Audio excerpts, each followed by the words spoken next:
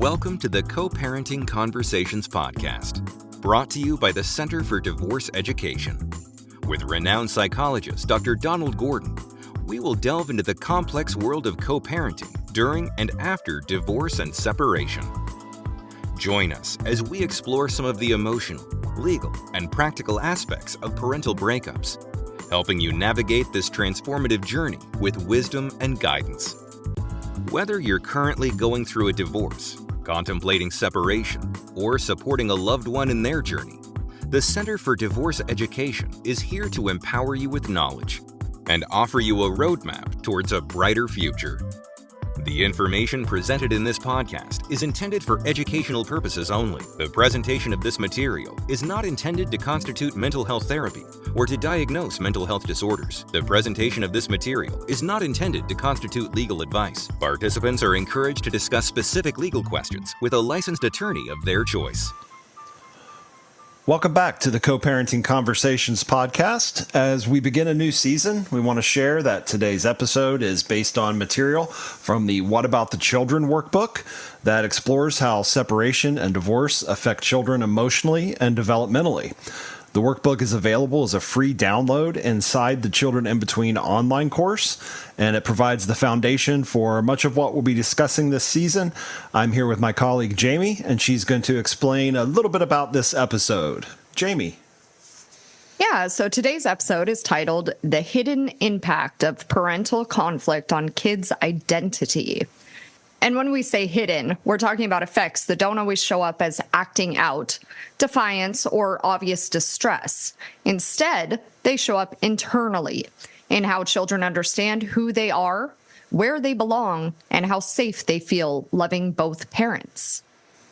Right. When we talk about identity in children, we're not just talking about personality traits or preferences.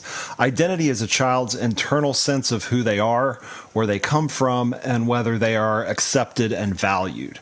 Children see themselves as coming from both parents. Developmentally, they don't separate mom and dad from me. So when conflict between parents becomes ongoing or intense, children don't experience it as an adult issue. They experience it as personal. When one parent is criticized, blamed, or portrayed negatively, children often internalize that message. Even when nothing is said directly to them, they may begin to wonder, if part of my parent is bad or rejected, what does that say about me? And this can create an internal tension that can quietly shape how children view themselves. Over time, it can affect confidence, emotional security, and a child's sense of belonging. Right. And one of the most common outcomes of ongoing parental conflict is loyalty conflict. Children want to love both parents. They want to feel connected to both parents. But when conflict is present, children often feel pressure, spoken or unspoken, to choose. And that pressure creates a deep emotional bind. So many children respond by becoming extremely aware of their surroundings. They monitor what they say, how they say it, and which emotions are safe to express in each household. And over time, they may start to present different versions of themselves depending on where they are. So instead of asking, "What do I feel?" they begin asking, "What's allowed here?" And this kind of emotional splitting interferes with healthy development. Children need consistency and safety to form a stable sense of self. And when they're forced to manage adult emotions, their own emotional growth is often put on hold. Right. And for older children, especially those in the 9 to 12 age range, this pressure often shows up as black and white thinking. To make sense of conflict, children may label one parent as good and the other as bad. This isn't a sign of manipulation or disrespect, it's a coping strategy. But when children feel compelled to emotionally reject one parent, they're also rejecting part of themselves. And this can disrupt emotional development and make it harder for children to tolerate complexity, nuance, and mixed feelings, skills that are critical for healthy relationships later on in life. Yeah, and at the core of all of this is a very simple need. Children want to feel loved and safe with both parents, even when those parents live in separate households. So they're not asking parents to agree on everything. They're not asking parents to be close. They're asking for emotional permission to love both parents without consequences.